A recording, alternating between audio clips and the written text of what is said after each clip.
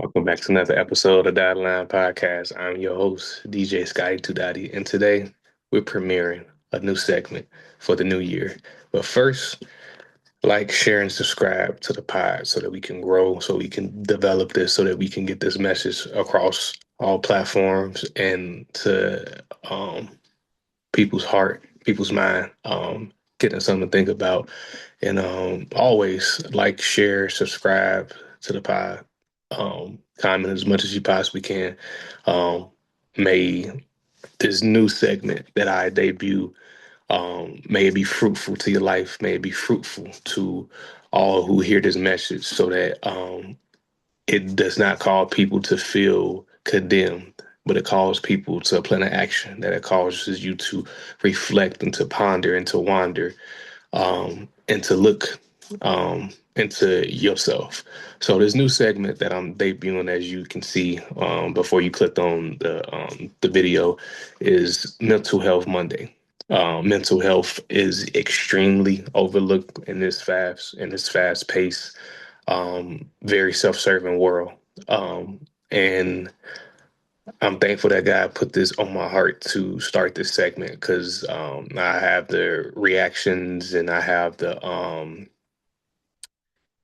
Wisdom Wednesday videos, but having something that now can pinpoint a lot of issues that people face day in, day out, not knowing how to deal with your mental health can not only cost you your freedom, but can cost you your life, can impact others throughout your, not just your immediate family or the family members that's are alive right now, but future generations, because you never want your life to end off of a pure emotion. Because we all flutter and deal with different ranges of emotions day in, day out off of all, um, different situations, but you never want to get into a place and space to where logic is low, is so low that your emotions is so high that the situation gets out of hand. And um, a lot of these videos are going to be stemmed around situations that real life situations that had real life consequences for all those involved. In this first video that we're going to start the segment, this new segment off, takes place in Michigan, and this is a pretty not like real long, not like an hour plus video, but it's a pretty lengthy video. So without further ado, I'm going to switch over to sharing my screen, and I'm probably not going to interrupt the video. I'm just going to let it play out. Um, Probably going to leave the link in the description. If not, you could kind of see where what page is from, and you can kind of do your due diligence there. But um, yeah, so let me just share my screen, and then we can get this ball rolling so that you know.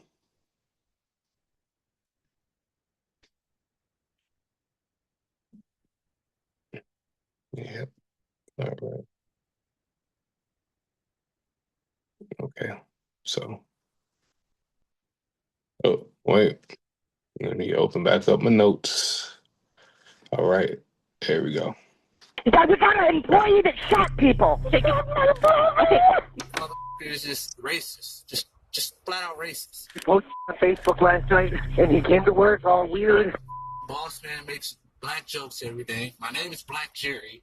But I just remember looking up and I saw Jerry with the gun. He did one of these and pulled the trigger at my dad. You guys, and I really hope y'all do this. In Clinton Township, Michigan, an employee films his morning commute to work, ranting about alleged racism, bullying, and mistreatment by his coworkers. The last thing they ever expected was for him to enter the workplace armed with a gun and murder on his mind. The kid didn't look like he had a care in the world that he just did any of that. The following is based on official police records, and the footage has never been seen before until now. On the morning of January 9th, 2018, 25-year-old construction worker Jerry Motley Jr. begins recording on his way to the office. So, now we're recording. I'm gonna tell you, like I told these other, it's like, they just did like outrageous, racist bull. It's like time and time I come into work, just racist, just flat out racist.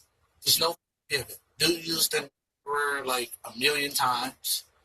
Boss man makes black jokes every day. My name is Black Jerry. I'm the lowest paid in the company.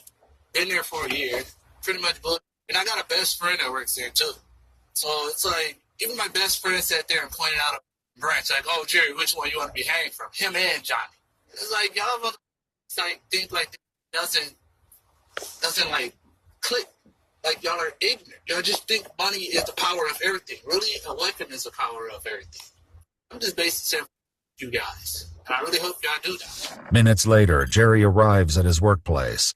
He parks his car and calmly heads toward the front door as he'd likely done every workday for the past year. But this time, tucked into a hoodie pocket underneath his jacket, is a fully loaded pistol.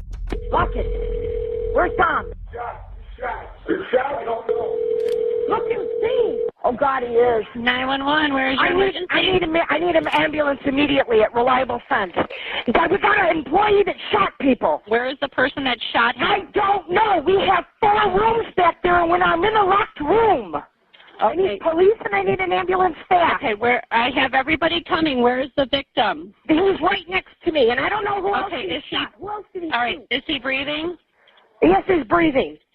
Okay, where is he shot? In the chest. Okay, do we have anything to put on the wound? He's got his glove against it now. Okay. Just stay still. Is that shot? All right, who's the person? He shot my brother. I have 2 people shot. Okay, where's the other? Brother, he's trying to leave. I need police now. The dispatcher requests information about the suspect's car, but the woman on the line is unable to answer as someone delivers a crushing confirmation. You mean my brother's shot? Ma'am, take it. Okay, ma'am, take a deep breath. Ma'am, we have everybody coming, okay? Ma'am, somebody get on the phone with me, please. Ma'am, hello? Ma'am, hello? Black Jerry? As more calls reach dispatchers, they're able to learn from other employees that the suspect fled the scene in a gray Saturn. It's black male. He works with us. I don't know. He posted on Facebook last night, and he came to work all weird. Okay. Listen, we got everybody coming to help you. Take a deep breath. What's his name? Jerry Motley. He shot Tom? What the? I have one conscious person and breathing? Conscious and breathing that shot. He's standing right okay. behind me. All right, and what about the other person? Other person's on the ground, looks like he's dead. The Clinton Township Police Department arrived to the shocking aftermath of Jerry's rampage. One victim, Angelo Joe McCauley III, was treated by paramedics at the scene and transferred to McLaren Hospital with multiple gunshot wounds. In a back office, the business owner, 61-year-old Thomas Edward Batke, was found face up on the tile floor in a pool of blood, with a fatal gunshot wound to the head. The murder weapon, a semi-automatic pistol, was found near his legs, containing 7 unspent rounds. Several employees were brought into the police station and asked to describe for detectives exactly what happened. We all gather in Tom's office in the morning to find out what we're doing for the day, and just kind of bull talk and see what's going on. And Jerry was just acting really weird this morning. In what way? Was he not talking to people he normally does? No, yeah. Just not talking, and his buddy Jeff in the other room was like his best friend, and Jeff said hi to him, and he's like, and just walked away, just mumbled something and walked away. And I'm like, okay, that's weird. Well, anyways, we're all in Tom's office to find out what's going on, and all of a sudden we're like, just thinking like, where's Jerry at? And then all of a sudden we seen the back door open, and then Jerry walks out like this. Jerry pulls the gun out and says, "You mother, I told you stop with me." Blam, shots once. I've been to shooting range. I know what it smells like when you shoot a gun. I'm like, what the? When he shot Angelo, you can hear Angelo hit the ground. Lori, the deceased owner's sister, described what happened next. I can play it in my mind. Into my view came Angelo, and he's like this, and he goes, "My God, that hurts." And Jerry was there, and I said, "What the hell? What's going on?" Because I heard the sound. Was a cat gun, firework? I mean, never in a million years. And he turned and he went this way through the door, and the door slammed and boom, boom against the door. And I was trying to push against the door and I couldn't. I'm like, what is going on? Because I could hear it all against the door. When he shot Joe, he was still going after Joe. He didn't have any intentions on going in the office because he was walking past the office. Okay. And I think that's when Dylan was right there and jumped on him. But when he was walking past the office, I could have sworn I heard him say, "I'm sick of this bullshit."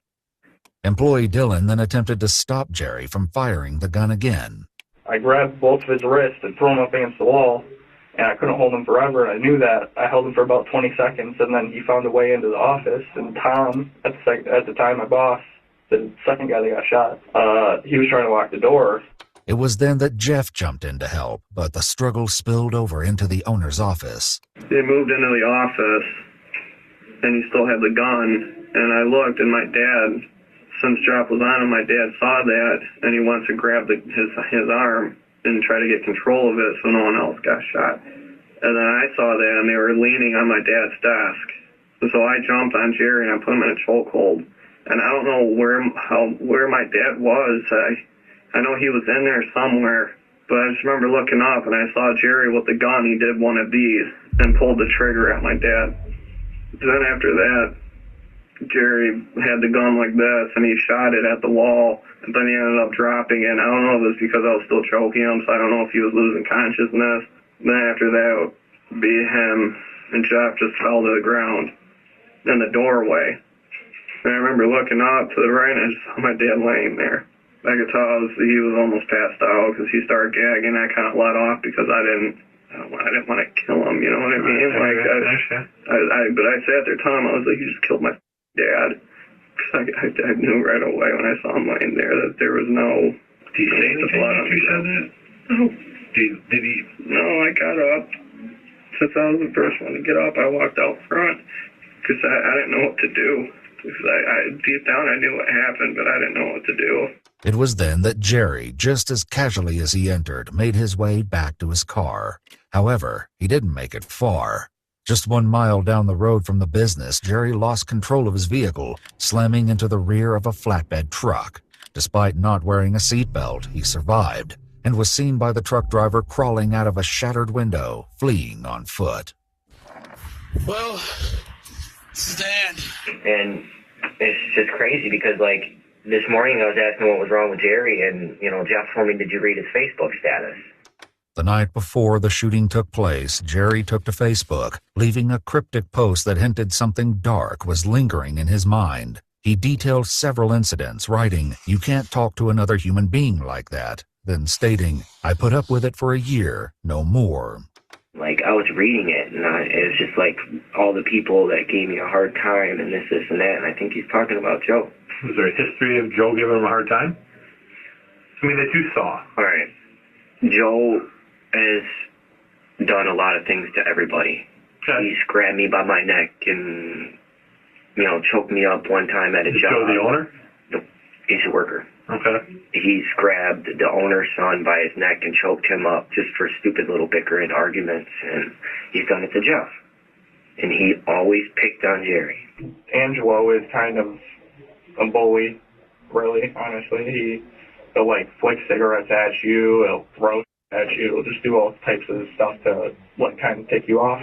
Right. And picks on Jerry the most, so I could see why he was the first one shot. According to the owner's son, there may be a reason Joe hasn't yet been fired, despite the allegations of abuse by his co-workers. Sounds like Joe's a big dude. He's not small. Mm-hmm. Is he that meathead? Is he that guy that's got to pick on everybody, flick cigarettes at everybody, call names? Oh, yeah. Has he been there a long time? Worked for your dad? Yeah, 17 years. Wow. My dad's known him since diapers. He's best friends with his dad. That's why, I mean, Joe's caused fights around there in the past 7 years I've been there. Me and him butted at it a few times. Does he keep his job because of the relationship between your dad and his dad? Oh, yeah. Why I think he shot Tom is because nothing happened. We've brought to Tom's attention that Joe is... Nobody likes Joe there. Everybody will tell you that. Nobody likes Joe here. We tolerate him. He's to everybody. You know, he's just a cocky dude, you know. Just thinks his don't stink. In part of Jerry's recording filmed prior to the shooting, he made it clear why Joe was a target. And Joe, the reason I shot Joe because you're just ignorant. You're a mixture of racist and ignorant. Always constantly yelling at me, telling me to do. I done did everything that you said, but you're still crying about everything. Saying that I ain't worthless, what the hell am I doing in this company?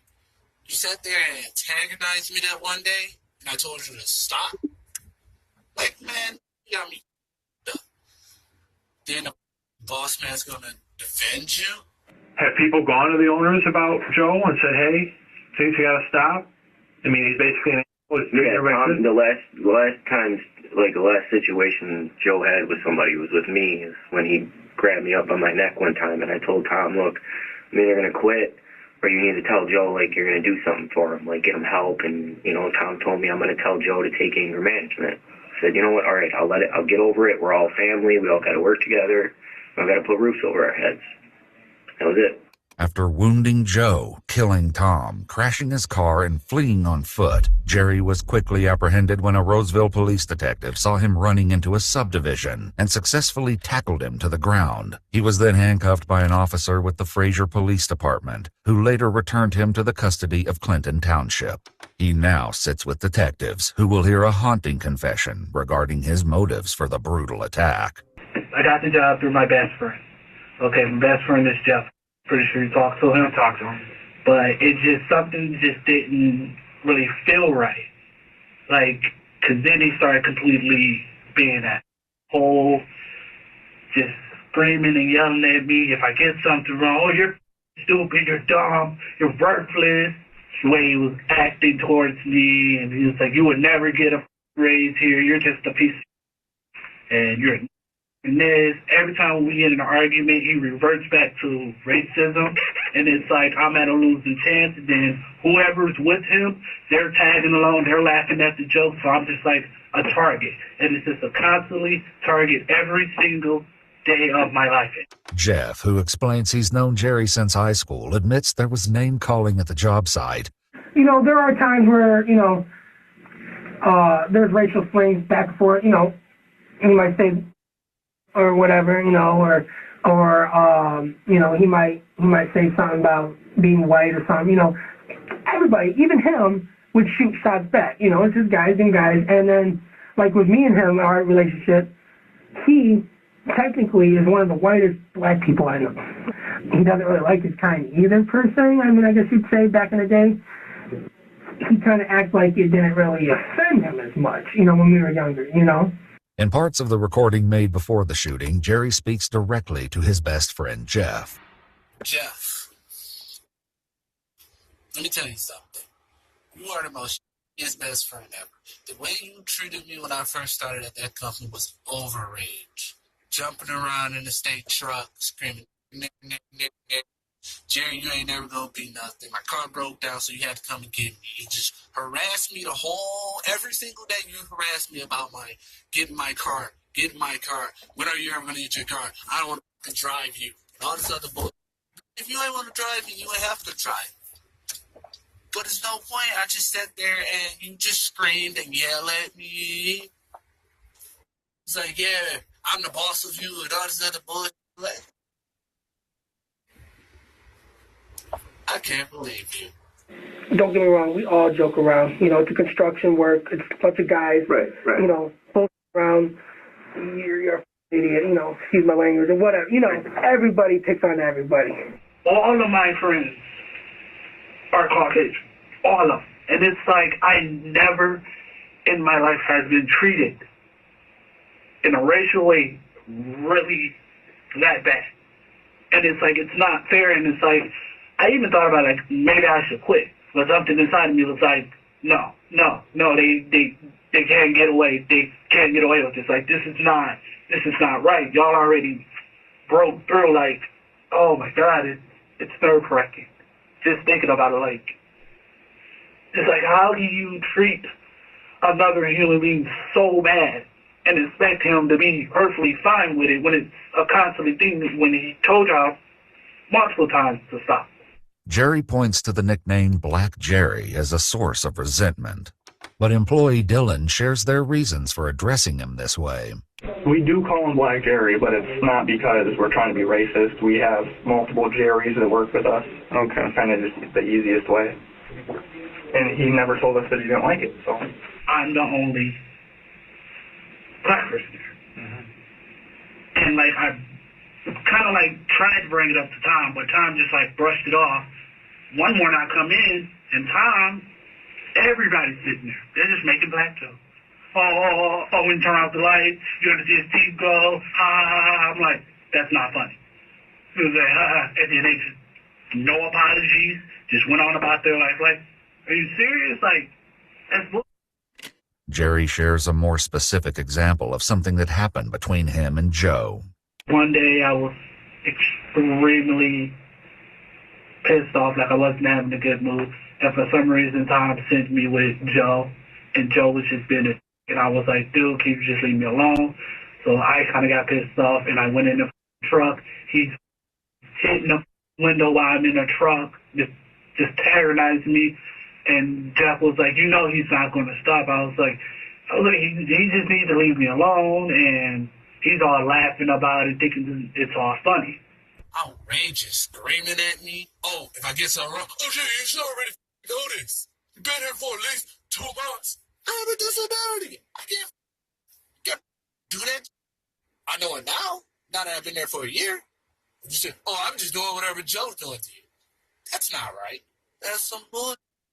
Multiple co-workers acknowledged that Joe was particularly harsh with Jerry, but still couldn't believe he would take it to this extreme. Jerry was, I've had him over my house a few times, you know what I mean? We've hung out. He was a good kid. I mean, granted, I know Angelo, he gave him quite a bit of at work, but, I mean, Jerry's a little slow. So when you tell him to do something and he doesn't do it properly, you just got to keep telling him, you know what I mean? Okay. My dad's, to be honest, everybody's told my dad, you know what, Jerry's a good kid, but we don't mean he's cut out for this kind of work. My dad agreed, but he didn't want to just dump Jerry off, you know what I mean? He wanted to help the kid. That's what he does with a lot of these people around here. He's trying to help all of them. According to Tom's sister, Lori, she encouraged her brother to fire Jerry, but Tom refused. He's a little slow. Who's that? Jerry. Okay. And I said to my brother, Tony, things are getting slower, the winter season, da-da-da, you can laugh. Leave the kid alone. He needs a job. He did everything, and you killed him? Yeah. Oh, Tom was great to him. You know, Tom could have canned him 6 months ago, you know what I mean? He just wasn't the best worker all the time, you know, again, he's just slow, you know, doesn't like the cold, you know, all this, so, but he was very patient with Jerry, and which is why I don't understand what... When Tom was shot, did it look like he was the target of, was Jerry's intention? Yeah, oh yeah. Right. Oh yeah, because there's 4 of us there, and he could have went off and pop all of us. Right, but he specifically got his arm in, and pointed at Tom, and pulled the trigger. Yeah. Jerry continues his confession to investigators, sharing a specific incident regarding the owner, Tom. Tom's like started laughing, and he just turned to me. Oh, do you want to hear something funny? I'm like, not really, Tom. I really don't want to hear that funny. Oh, if you give a black person watermelon, he can do anything that you say. As he shakes the watermelon in front of my face. So I'm like, wow. So Joe turns around after he leaves the room and tells me, Jerry, don't tell nobody what goes down over here. Immediately I thought to myself, like, yeah, because if I tell anybody, it's not gonna matter. The kid didn't look like he had a care in the world that he just did any of that. And I don't know why he shot my dad. My dad was nothing but good to him. There's no way he just randomly decided to just bring that gun into work. You know what I mean? He wouldn't just do that. He's that type of kid where he has to plan it. He doesn't just go with the flow. His brain just doesn't work that way. I just don't understand what pushed him this far today. So you can't picture a specific event in the last few days or whatever? Yeah. Okay. Detectives also wondered if this was a sudden decision by Jerry, or something he'd been planning for some time. Where did you get the gun from? Gun shop. Have you ever shot it before today? Nope. Honestly, that's my first time ever shooting a pistol. How did you find out how to use it? YouTube. YouTube, okay. Yeah. Jerry explains he originally purchased it 4 months ago, after a heated argument with Jeff when they were returning from a job site. All the way back, like we're screaming and yelling at each other. He pulled over. He was like, your attitude is ridiculous. I hate you. And at this point, I'm already crying. I'm emotional. I don't even know what to do. I'm pissed off. Like, so I went to go talk to Tom about it. Tom was like, well, all you need to do is just listen to Jeff. I'm like, but he's screaming and yelling at me. He was like, are you doing what he's saying? I was like, but you don't have to scream and yell at me. I was like, I messed up once and he screamed and yelled at me. She was like, well, all I need you to do is listen to him. Brush it off like it wasn't nothing. So me, I went to the gun shop, got the gun shop, got the gun, filled out the paper and all that. First time buying a gun. So I carried it once to work. Because it was the potential. But like that, I backed out because it was like, okay, maybe down the road it'll change. Mm-hmm.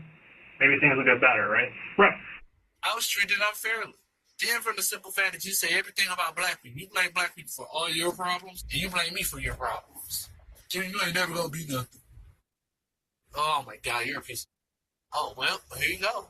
Oh, now you know. But as Jerry reveals, he had bigger plans than targeting just Joe and Tom. Let me ask you this. If your plan to get back at these guys worked out perfectly, what would have happened? 100%, I probably would have been shot dead on the site. That you would have been shot dead? Pretty much. Or you mean you would have shot all of them dead? No, I had a different plan for my best friend. I would have shot my best friend in his two legs, make sure he couldn't walk ever again, and pretty much from there, just let it role play. Did you want to kill everybody there but your best friend? Pretty much everybody but my best friend. You understand what happened today. You understand that. What you did was wrong. You know what you did was wrong. Oh, I know that. Yeah. I know that for a fact. That is wrong to take a human life. You know that. Yeah. And you were intent on killing these people in the shop. Yeah. And you killed Tom, you shot him in the head, and you took 2 shots at Joe. And your intentions were to kill him too. What were you feeling when this was going on? In my head, get him. Get Joe and go after everybody else. But due to the quick intervention by his co-workers, Jerry was disarmed before he could harm anyone else. The only loss of life was that of his boss, Tom. Lori shares that outside of work, Tom took care of his wife, who's bound to a wheelchair and battling advanced stage 4 cancer. Did I ever in a million years think somebody would bring a gun in and shoot somebody? No. My brother, least of all. My brother played Santa for kids, for people in nursing homes.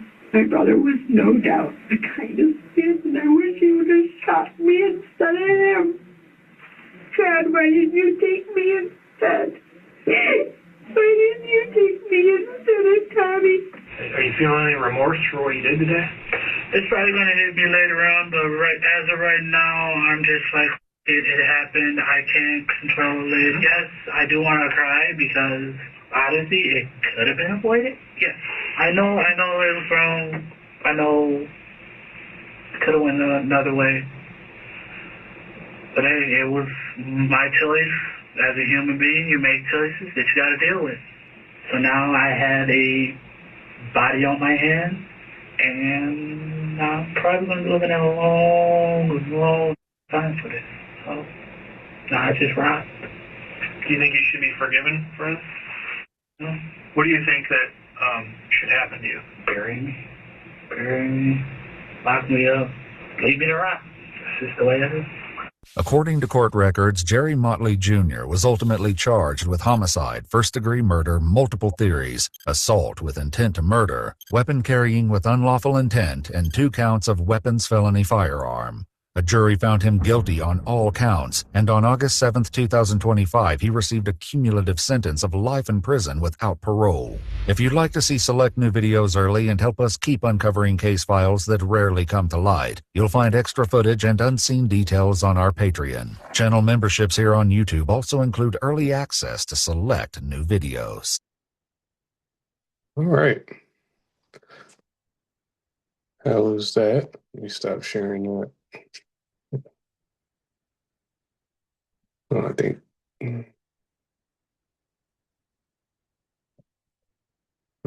Second. Okay. All right. We're good. Okay. So I know that was a lot to unpack. And we're going to unpack a good chunk of that. But first, always before I speak, have to let the words speak to kind of add introduction and more context to what I'm about to share with this mental health video. So let's go to Ephesians chapter 6, verse 11 through 12. And I'm pretty sure you guys have heard this verse numerous times, but it's fitting for the context of this video. So um, Ephesians 6, verse 11 through 12. Put on the whole armor of God that you may be able to stand against the wiles of the devil. This passage highlights that for we do not wrestle against flesh and blood, but against principalities, against powers, against the rulers of the darkness of this age, against the spiritual hosts of wickedness in the heavenly places. So let's break it down. Context and meaning. The passage emphasized that the Christian life involves spiritual conflict rather than physical battles with people. The goal of the armor is to withstand the strategy, schemes, and the deception of the devil. The enemy. The enemy is identified not as human, flesh and blood, but as organized supernatural evil forces. They are described as rulers, authorities, and cosmic powers of the present darkness. The armor, the whole armor, is necessary to stand firm against a defensive posture against spiritual attacks. It implies relying on divine strength rather than personal strength. Applications. Believers are called to combat these forces through spiritual means such as prayer and faith rather than engaging in conflict with people. So, this is a classic case of relying on your own comprehension. And when you enter into this world, especially for those who are of a different ethnicity, and because of the theology of manifest destiny, if you don't know what manifest destiny is, please Google that. Um, and all of these misinformation and all this fast paced life, you're going to encounter spiritual warfare in all contexts. And to stay on topic, this was a spiritual warfare fought at work. And me having experience with spiritual warfare in the workplace, that stuff is not fun. But when it's even more difficult to identify when you're not spiritually grounded, when you're not centered and aligned with God, when you're just walking through life unarmed, and not armored up by the word and a fruitful person. There's no good in the world. It's only fruitful, aligned disciples. So even with that being said, the whole you know, mindset of, hey, Tom was a good guy, Joe gave him, a bunch of, shit at work, but we always looked out for him. um, you have to be aligned and fruitful to people. It's no good in us except for the Holy Spirit. So these, all was good to him and this and that, third, but on the back end, you're not seeing how what you're doing or what you're saying is affecting them. That's a contradiction. But in high stress levels, we want to paint a picture of people that, hey, they did no wrong, they didn't deserve this.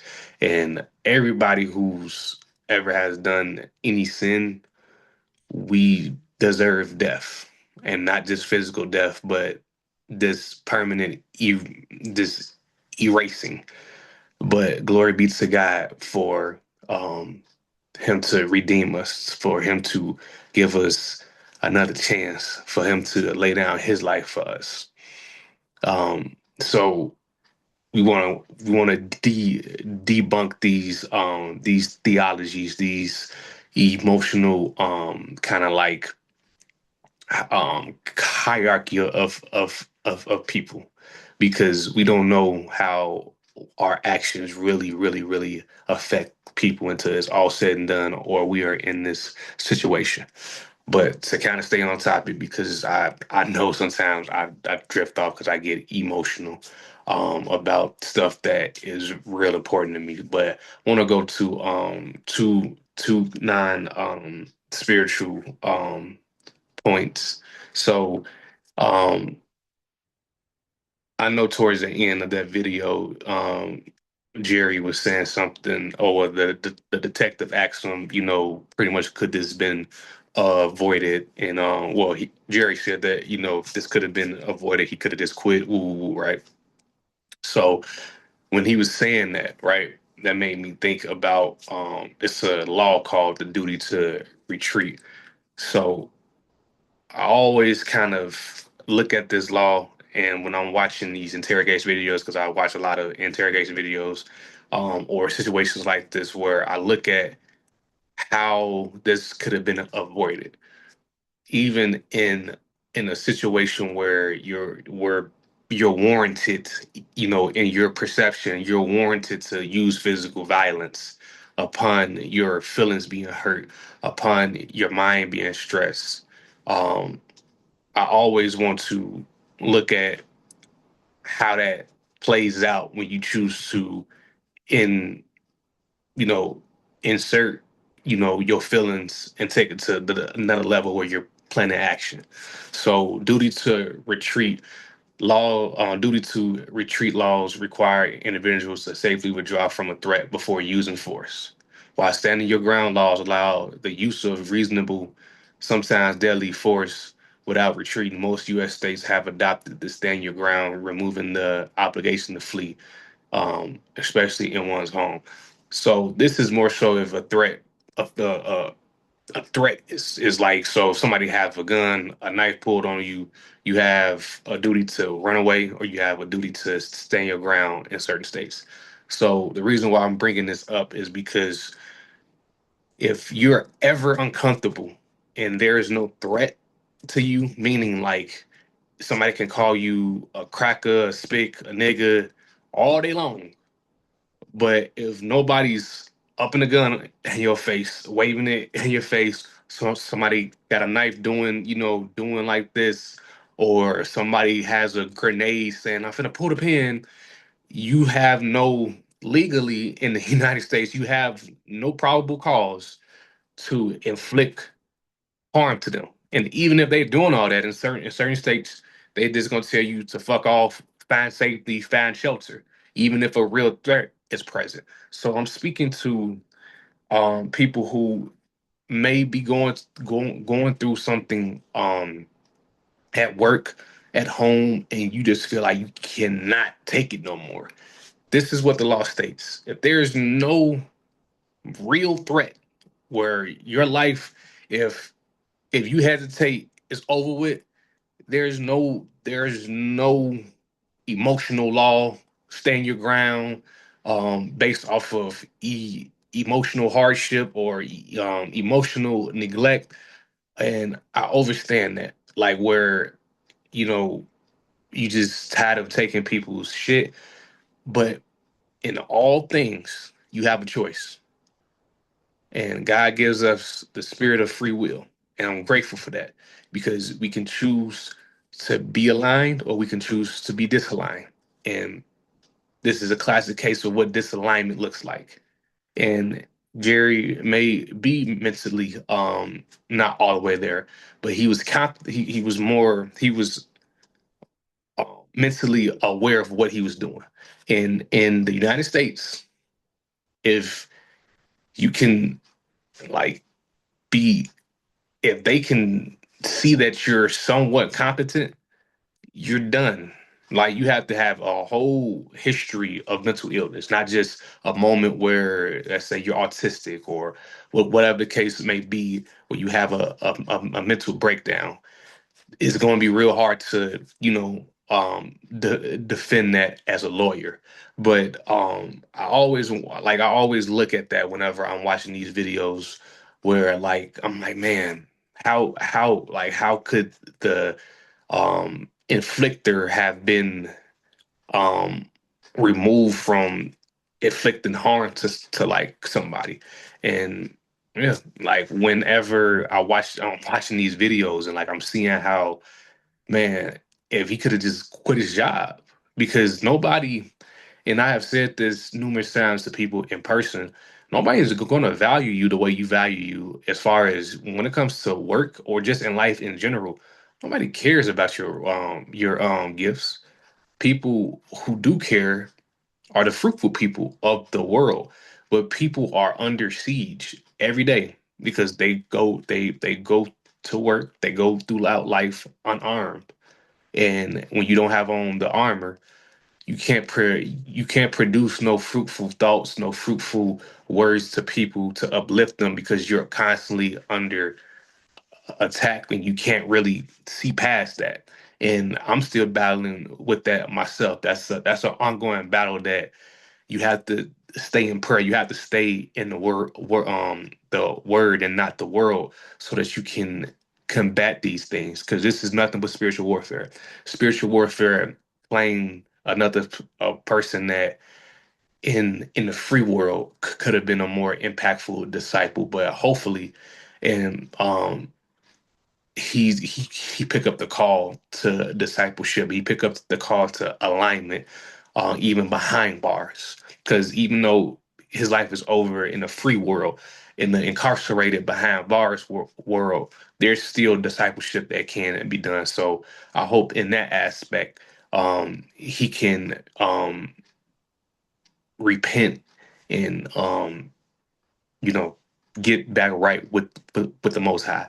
And then I also wanted to pinpoint how, and this is not to throw shade at the Third Amendment, right? Because you know me, coming from where I come from and living where I live currently, and you know being right at the footsteps of Michigan, like I know how easy it is to get like a gun, but in Michigan, buying a gun in Michigan requires a background check for all firearm purchases, handguns and long guns. Whether you have a license or whether from a licensed dealer or a private seller, purchasers must be at least 18, 21 for handguns from dealers and obtain a license to purchase or have a concealed pistol license. So um, every state requires a background check, but you do not need a concealed pistol license to obtain a license to purchase from your local police department, which requires a background check. So as long as you are 18 for a long gun, 21 for a handgun, you're good. Yeah, it's long. Yeah. It was directed to the dealer for a background check. Yeah.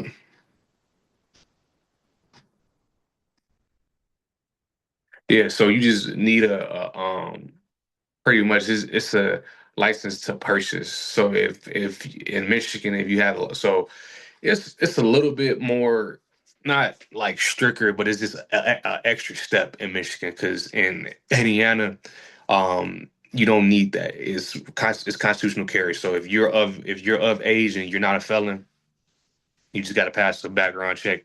Here's your firearm. So he just took an extra step and got his gun. You know, if he didn't have no criminal record, you know, and I'm not calling for stricter gun laws, because there's no point, because people are going to bypass that. It's the free the free will of human beings to bypass what um certain laws give order, some laws give control. And when I say control, is you know what I mean, control, to try to mandate society to be under unjust circumstances. But in this case, you know, it's just, you don't, like, even if somebody's never been convicted of a crime, or don't have no paper trail of mental illness, they could just wake up one morning and be like, no, I want to take people's life. And as long as they got the money, it's but you can't really manage that because you don't know where people's headspace is at. But that's why, videos like this and other platforms who have awareness for mental health is so needed because you don't want to get into a place and space to where you're going to your place of employment and you're crashing out on like people like that. And they kind of just dive more in depth to like the video because I definitely wanted to kind of give the introduction and the overview of what transpired. But I'm big on villages and I'm big on giving people, having a outlet that people can use to help them navigate throughout life. Whether that's a pastor, a trusted mentor, friends, family. This situation could have been avoided if in the workplace, if you see somebody is being mistreated to the point to where like they're like repeatedly saying, "Hey, stop! Hey, this! Hey, that!" or they're crying at work, or they're not showing up to work, or they're not doing their normal routine at work. They're showing up late. That's a cause of concern. And in this instance, it looks like a family-owned business. And when it's a private business, when it's a family-owned business, when it's not a chain of businesses, it gives you a lot more flexibility to make executive decisions. You don't have to call corporate. You don't have to have a team meeting per se. It's people that you probably got in manager roles that you probably value their opinion, but at the same time, it's not needed for you to make a collective decision to make one decision. So I hate that the owner lost his life. Nobody should lose their life in a place and space that they own, or just in general, based off of a person is um, not in the right headspace when they wake up. But um, things don't happen overnight, and I just hate to just see that transpire because it could have been avoided. And you never want to mix um trying to look cool for your employees or mismanaging your business that can lead to your demise. you know um and I just hate that. I hate that for all parties involved because no, like, again, nobody should go to work and lose like their life. But the world that we live in, we don't know what people are going through. We don't know what people deal with on a day to day. And dealing with a situation similar to being at a job and you have somebody like the Joe guy where people enable bad behavior, and that leads to situations like this. And I'm thankful that guy had his hand on me when I was 19, 20 years old and throughout my whole life, but especially then when I was fresh into the workforce, and I was fresh to understanding what hurt looks like, what bitterness looks like, what misery looks like. Very, very new to that because I was sheltered. As a kid, I'm the baby boy of my immediate family, and a lot of things that I didn't work for. I was just given it because it was almost like a birthright, to like be given whatever I wanted for Christmas and birthdays and this and third, et cetera, et cetera. But when like you enter into the real world, when people have been working since you've been born, I'm gonna turn 29, God willing, in a few months. People been working since before I've been born, and been in the place and space to where there's no let up, or they got sick, or loved one passed, spouse passed, child passed, whatever the case may be, and they've been battling to get to a point to where they can take a deep breath. And when you encounter people that don't know how to align themselves, don't know how to have a God oriented routine and not relying on self preservation or the self reliance, you're going to encounter people like the Joes, where um, you pick on people who are dealing with mental illnesses or who are dealing with situations where they feel less than, and you're going to exploit that. I work with two people currently right now who are autistic, and if a customer ever try to belittle them or bully them, of course I'm going to step in because, hey, that's not right. That's something that you should not be, doing. Even though, like I said, we live in a world where free will is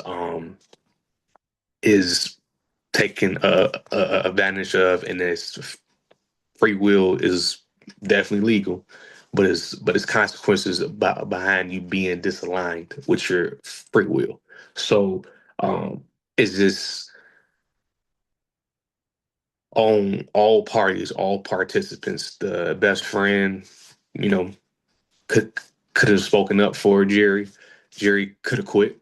The owner could have fired Joe. The owner could have paid Jerry to leave. That's always a possibility.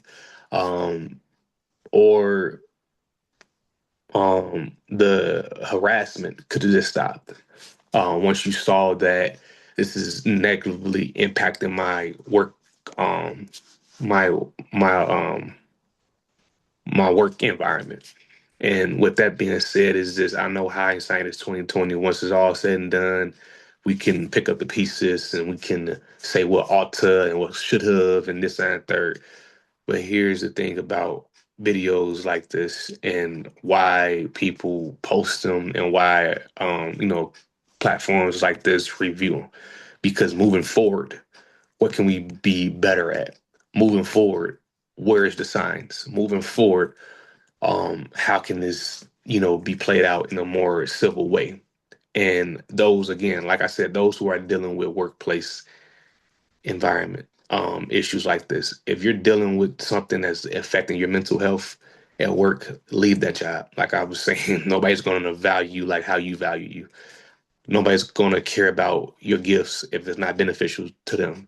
Nobody's going to care unless you're always providing what they need in that moment. So always be mindful of your emotional health.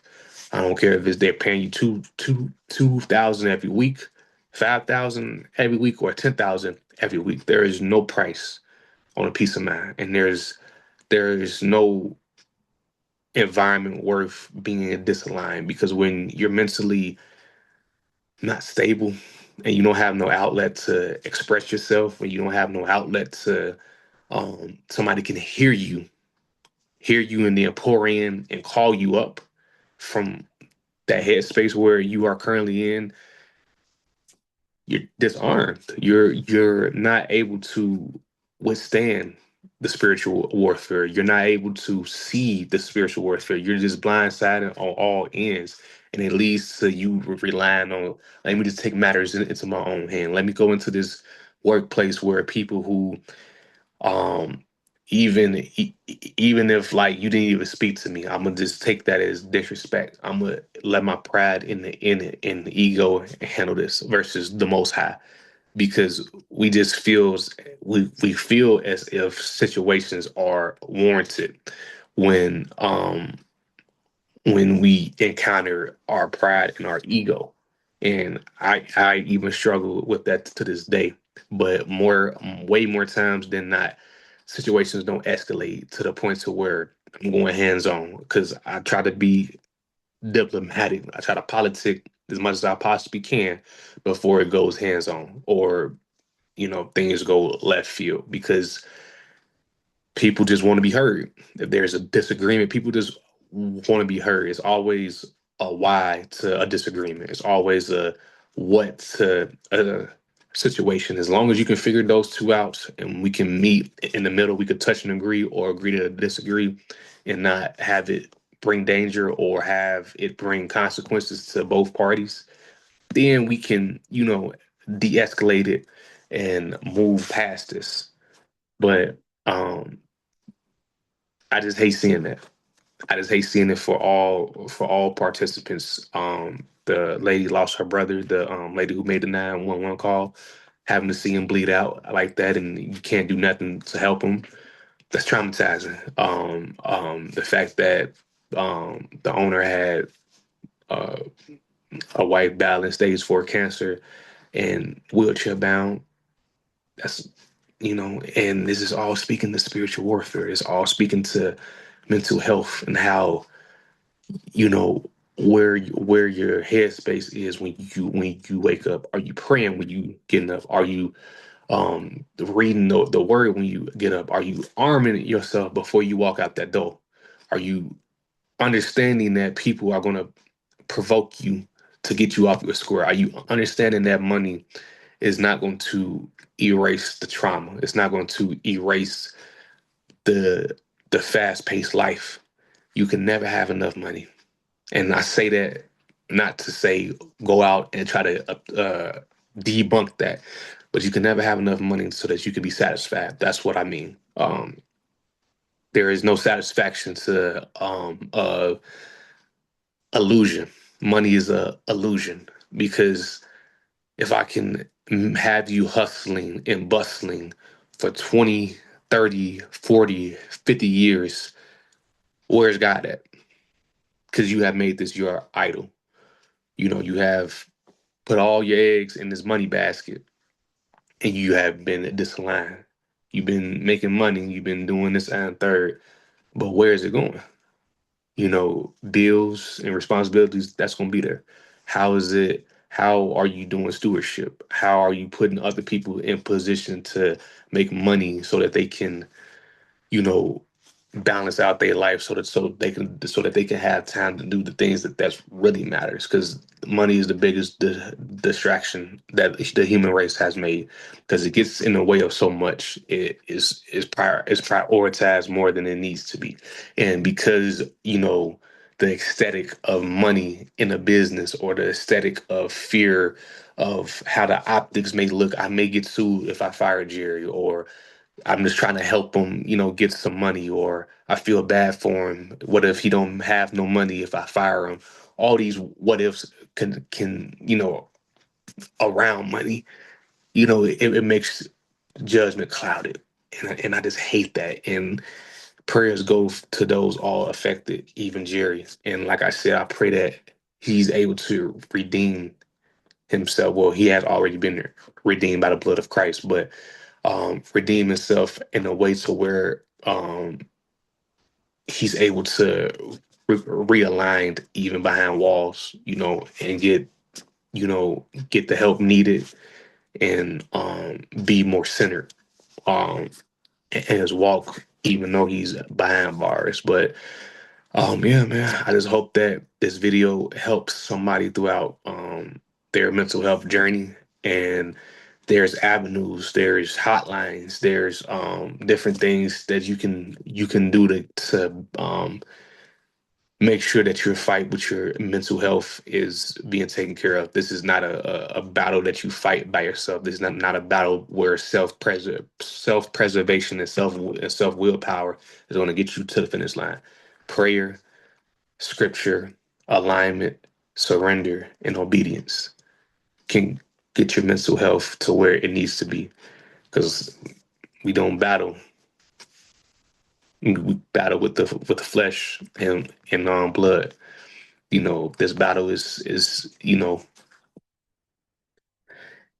bigger than us, but we don't have to battle it by ourselves. So I hope this sizzle in your spirit, in my country Wayne voice, and I just hope that it helps somebody, and hopefully moving forward this segment sticks, and I think that it will. And I pray that this helps somebody, even just help one person. That's more than enough. So until next time, man. I hope to be able to post more. This is the first video of 2026, and it's February 15th. That's crazy, but I just been busy, but moving forward, I'm gonna try to stay more consistent with posting. But until next time, I am your host, DJ Scotty Tudati, and I'm signing off. Peace.